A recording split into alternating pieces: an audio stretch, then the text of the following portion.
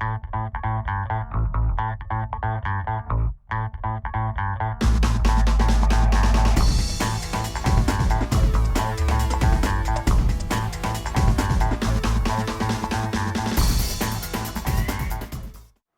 those of you who are joining us, welcome to the Oracle Inn podcast. My name is Eric. I'm joined by Laquan and Kevin, and we're going to get into our second segment for today, which is going to be the Dakota Access Pipeline and some updates on what's going on with that.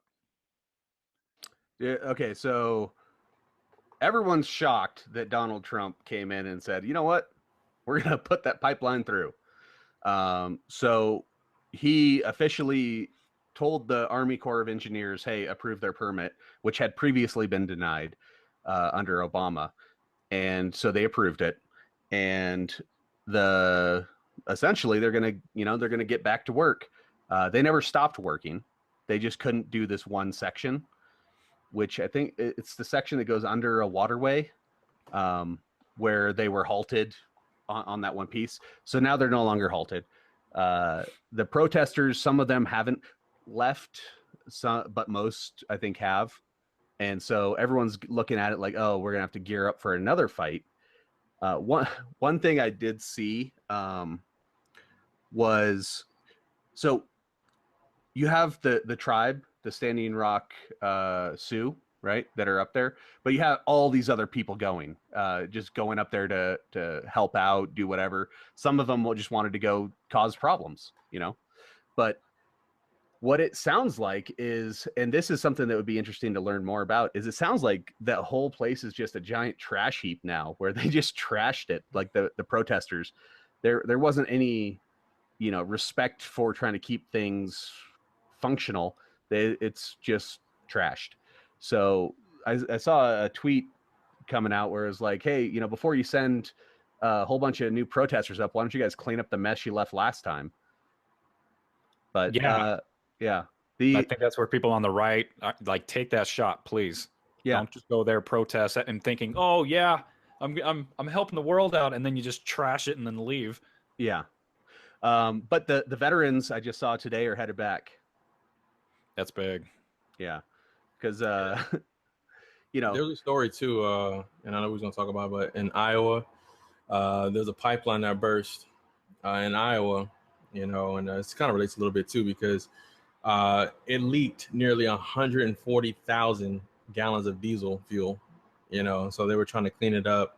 Clay Masters of Iowa Public Radio reported diesel leaking from a 12-inch underground pipe was initially spotted in a farm field in north central Worth County, Iowa on Wednesday morning. This was, I think, January 26th when that happened. So the product is under pressure. So as soon as a leak develops, it starts coming out pretty fast. So and I bring that up just to say that, these are some of the issues that, these Native Americans and protesters are out there protesting against, because we're talking about 140,000 gallons that leaked out of that Iowa pipeline. Imagine if that happens on that land. That stuff starts to sink in. That ground, wherever it leaks, it's unusable at that point. It takes a massive effort to clean it out, and to make it serviceable again. And I also saw a video too, as well, where they're, I sent y'all the link too, where they're actually putting trash. They're illegally dumping trash where the Dakota pipeline and trying to blame it on the protesters and stuff like that. So, yeah, that's the hard thing is, you're to get that far away from civilization. I mean, you're in the Dakotas, right? You might as well be in another continent. There's like 7 people and 2 cows in both North and South Dakota.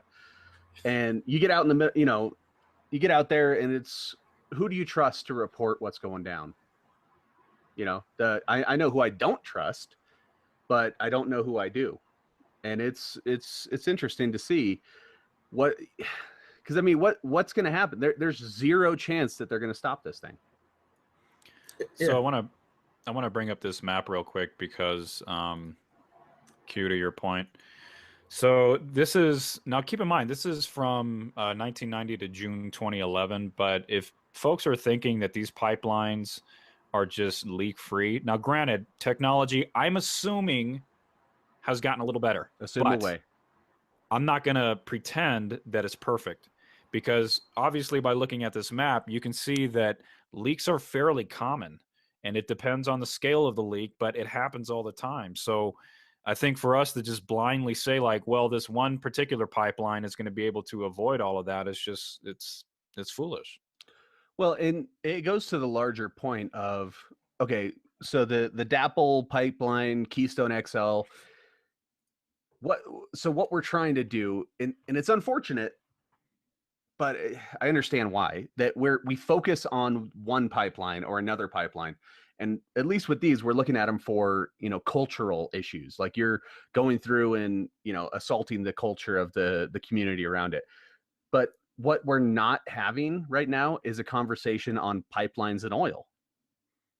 As a whole thing, we're talking about, well, we shouldn't put it through their land, but there's very few people out there. I mean, there's people out there saying it, but I don't see it on the news. I don't see it in the headlines where they're saying we shouldn't be pumping oil at all.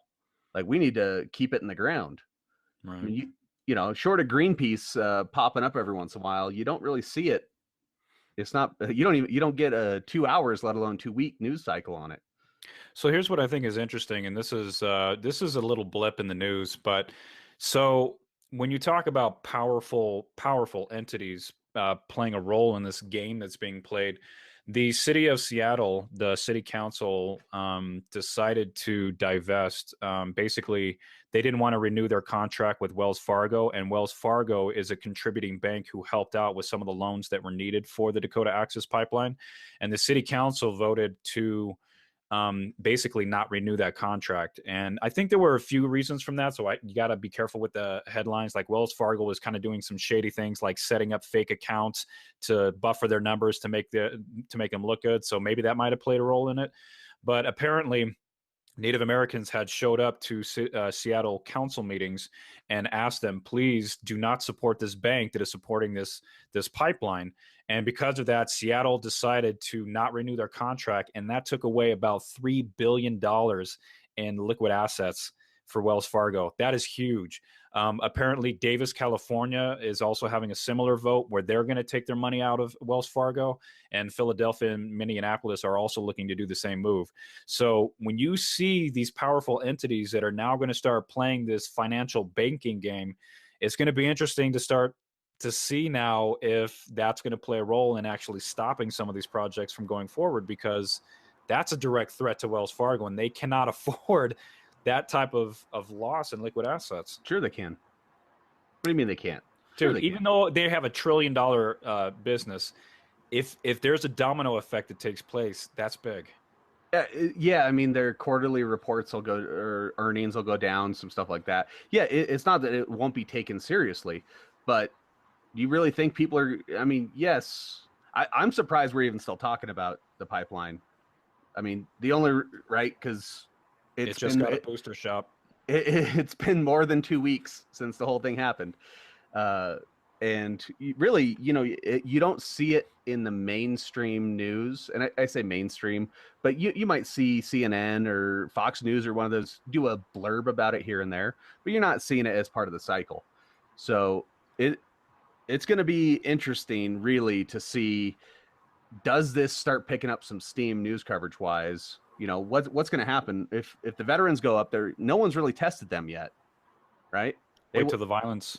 Yeah, they went up the day they got there is the day that Obama was like, whoa, we're guys, well, permit's done. So right. They went to Flint, didn't you?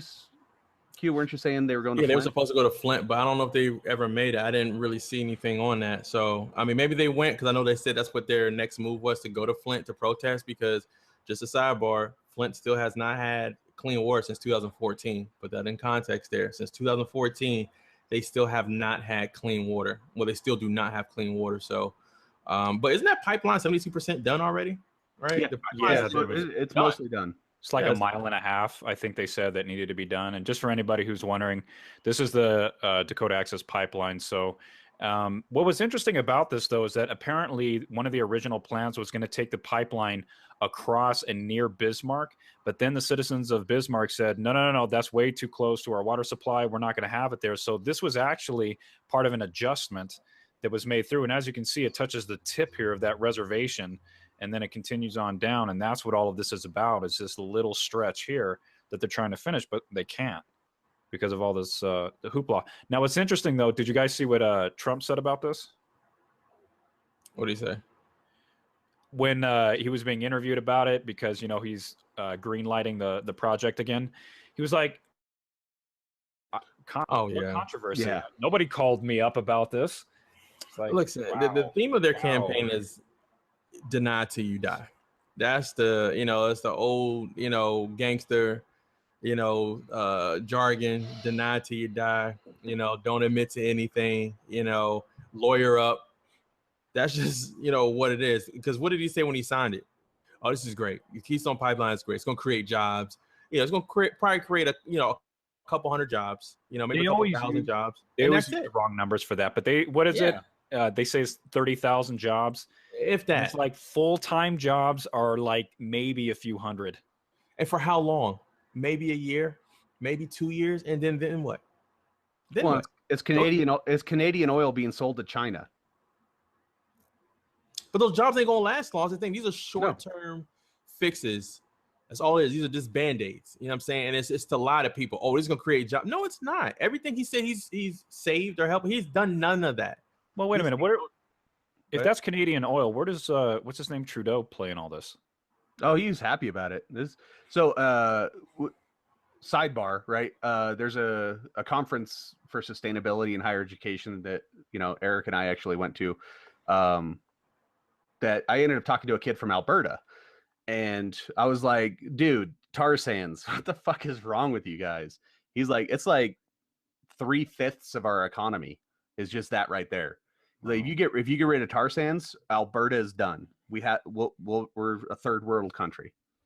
I was like, well, I don't know, man. Start liking camping, because I'm not going to let you burn it all down just to make a few bucks. And he was looking at it like stuck between a rock and a hard place. He's a sustainability guy. He's like, yeah, I understand it's terrible, but that's where we get our money. Wow. Well, you guys want to have any other comments on that, or you want to pivot towards our third segment? I mean, I don't know if there's anything else that could be said, honestly, that we haven't already said. It's fucked up. The whole thing that's happening with the Wells Fargo thing, I really think the people are starting to realize they have the power, So even though this is something super small, and I do understand what Kevin's point too, like this really is a blip on their quarterly report, but the grand scheme of things, it doesn't really hurt the bottom line. But I do think the people are starting to realize, like, we do have the power, and it's just it's a start. It's just the first domino starting to fall, like you said too, as well. Enough dominoes fall, they will start feeling the pain, so. Well, any pyramid, when you take out the foundation, there's no top tier. So what this is, and I don't mean to make a smaller, to make it seem like a smaller impact than it is for Wells Fargo, because they are going to be paying attention. But they're also douchebags on mortgages as well, so they're getting hit from a lot of different angles. But what this actually is it's a boost to credit unions, because that's who everyone's saying, hey, take your money out of this bank and go put it in a local credit union. So that's who's benefiting right now. Wells Fargo can ride this out. They're not going anywhere. But the credit unions are starting, that alternative banking, I guess alternative is probably the wrong word, but locally controlled credit unions are starting to become a thing again, at least, in the news. Yeah, so I want to bring this up real quick, because when it comes to banking, and I admit I have Bank of America, so I might start looking around and seeing what else I can pull out from. This is a website actually that looks at black banks. So if, especially anybody wants to support, so I get your thumbs up there, Q. Yeah. If anybody wants to support African-American owned banks, here's a list of them, especially for my friends back in Los Angeles. One United Bank is one of them. And as you can see, these are kind of all over the country here. So if anybody wants to look into this, watchtheyard.com /live/black-owned-banks. And yeah, you get a pretty good look at their options that are out there. And I think you're right. I think that's where, you know, one of the things that we've always heard as environmentalists is if you really want to make an impact on the environment, just change the way that you shop.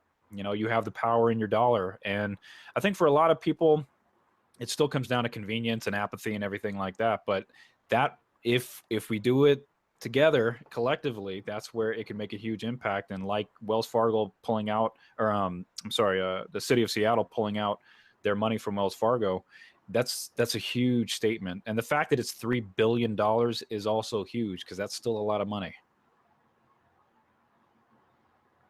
We can all take cues from the LGBT, the Hispanic community. We can take it from the Asian community. When they feel like they've been wronged, they fuck you up with their dollar. It's that simple. You know, they like, yeah, all right, motherfucker. You know what? Nobody's going to your establishment, and that's the quickest way to get legislation passed in your favor and everything else. So to your point, Eric, no, it's right. You're right. You know, so. And I have credit union. I have Navy Federal Credit Union, and I do have Bank of America too on top of that. But you get better rates too with these credit unions. You know, a lot of people just look at, you know, they're the flashy bank, right? You got Wells Fargo, you know, you got Chase, you know, you got Bank of America, and they look at these credit unions like, I don't know. Like brand association, I know Wells Fargo, I know Bank of America, but these credit unions, I don't know if I really want to mess with them, you know. But hey, you know, they give you good rates, and they're really good banks. So you should really look into it. Black banks, you know, and other credit unions too. Mm-hmm. Well, I mean, so the number one, I've had credit union for, I don't know, almost 15 years probably. I also have accounts with lots of other banks, but the downside to credit unions is ATM access, right? Yeah. Where can you get cash, right? But you know how often I get cash anymore? Like almost never. That's a good point. You know, a lot of them offer cash back now, though. You know, if you go to ATMs that are not theirs, a lot of them will offer you cash back. Like you'll see it reimbursed on your account. Yeah, yeah. So it's like a $2 or $3 charge. Yeah. I mean, you'll pay the $3 or whatever at the Bank of America ATM, and then your bank credits you back $3, and it's a net wash. But yeah, I mean, it's definitely worth looking at when you see something and you're like, man, screw those guys. You know, there's alternatives out there. It's just they may not be as convenient, and it involves you doing something. So it gets real hard for people to do something. But when it comes, you know, if you're looking at DAPL, the Dakota Access Pipeline, you know, look who's funding it, and if you want to take your money away from them, go for it. And help. There's GoFundMe's out there as well, so get involved. You don't have to drive out there. You don't have to be out there, you know, hooking and jabbing with the protesters. You know, if you can contribute blankets, if you can contribute just a little bit of money, medical supplies, whatever, small contributions, but enough small contributions makes a big impact. So look at ways you can help. Half of you lazy anyway. You're not going to get up and want to do anything. Go on the internet. You're watching this right now. Go on the internet, open up a new tab. You know, you can still hear us talking and see how you can contribute. It's that simple. Well, I think, and also too, I mean, you know, I'm sure people have good intentions, but don't go out there and trash the place. You know, I know the protesters are out there, and you know, it's just kind of weird. I'm sure some of them are just thinking like, yeah, we're going to go for the rush. We're going to be alive. We're going to be a part of this thing. And it's like, you got to do it the whole way. Can't leave your trash behind and dump, you know, on the environment, because that's what they're fighting against. They don't want that to happen. And if you're protesting and doing that anyways, it kind of defeats the purpose. And it sucks too, because I you know, I really do try to have a spectrum of friends, but for a lot of mine that are on the right, that gives them ammunition, where they're just like, see, the left is just as bad. You want to go out there and say you're not going to do that, but then you take a dump on the place. And it's like, well, you can't fight that, you know? So just, you know, be responsible for those of you that are out there. And yeah, I would definitely say, you know, Google search some things, and maybe we could find some things and then and update some folks. But especially if the veterans are going out there, because that's my concern, is that it is going to get violent. They've already mandated that they're going to remove protesters now. They're going to lock people up, throw them in jail, and not think about it twice. But you start getting veterans out there, that's a different dynamic it brings to this. So I don't know if it does, because look at Trump's history, kind of like how he's attacked. Yeah, but you got to look at Congress. Screw Trump on that. Look at Congress when it comes to the military. That's to me, that is way different. Yeah, well, true. And it's going to be a bunch of white people too, right? It's on not the front just lines. It's not just a bunch of oh, they're just the natives, or it's just a few black guys. You get a bunch of white veteran hometown boys getting thrown in jail and saying, these guys were trying to kill us. They were shooting us with concussion grenades. Homegirl got her arm blown off. It's gonna, it's gonna get, like you were saying, Congress is gonna be. That's where the fight's gonna happen, because people are gonna be screaming at their representative. I mean, if they really push it forward, this could be something that really draws, Congress away from Trump, saying, okay, we're not backing you anymore. This is where we draw the line. This could define his presidency, this right here. Yeah. Yeah. So this early too. Yeah. Oh, did you see the at that Jason Chavez, I don't know, I've never actually heard his name said, the Utah representative, the guy that was chasing Hillary Clinton for 1,000 years on Benghazi and stuff. He went to a town hall in Utah, and a teacher stood up and said, I've been an educator for a lot of years, and I rarely have problems in the classroom because I lay out expectations, and I also lay out the punishment, do this or this happens kind of thing. She's like, after a couple of weeks, you start to understand who's going to be a problem. And everyone just started clapping and going crazy. And they're like, where do you draw the line with this guy? Like, how far are you going to let him go? Because he's causing a problem in the classroom right now. You need to get out there and handle your guy. And yeah, I don't think he listened to anything anyone said there, but called them paid protesters, right? Yeah, so that's the new thing now: alternative facts and paid protesters. So, did we lose Eric? Yeah, I think so. I saw a great tweet. It said, it was Donald Trump. I'll see you in court. Ninth Circuit. We are a court. Donald Trump. Fake news. It's just, we're going to create a segment, dedicated segment to alternative facts. That in itself, I don't know if I would have ever thought that I would have heard that. Alternative facts.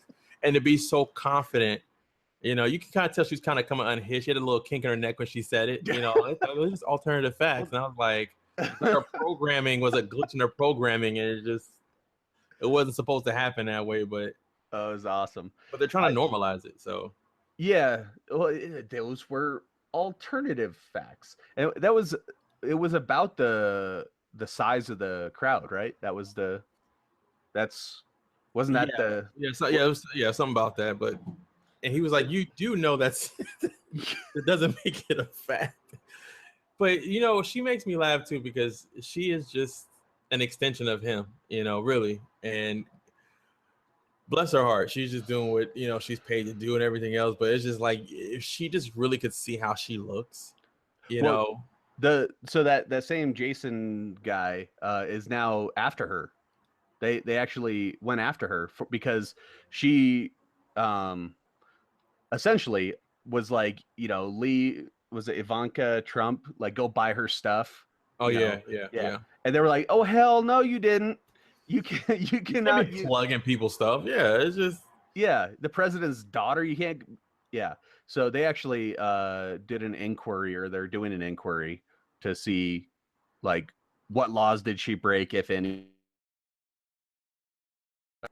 Because when they pulled Ivanka's product, he put out a tweet saying that it was Nordstrom's or Macy's, one of the two, but he was like, yeah, it's a sad day. They pulled it out. This is not, and it's like, you, as a president, you can't do that. Imagine if Obama would have said, oh, Harvard, you didn't let Leah in, or whatever the oldest one, I think Malia, like, you didn't let Malia in. This is bad. Yeah. He would have been crucified for saying something like that. Every organization out there, where is Eric? His internet went out. So okay, you want to transition to the next segment? Yeah, he said he's going to try to jump back in a second. So, in the meantime, hey everyone, welcome to the Oracle Inn podcast. Kevin, Laquan, we're sitting here without the great and powerful Eric because his internet went out. The Oracle of the Oracle Inn. Yeah. I am getting telegraphs from him because that's the current mode of technology he uses.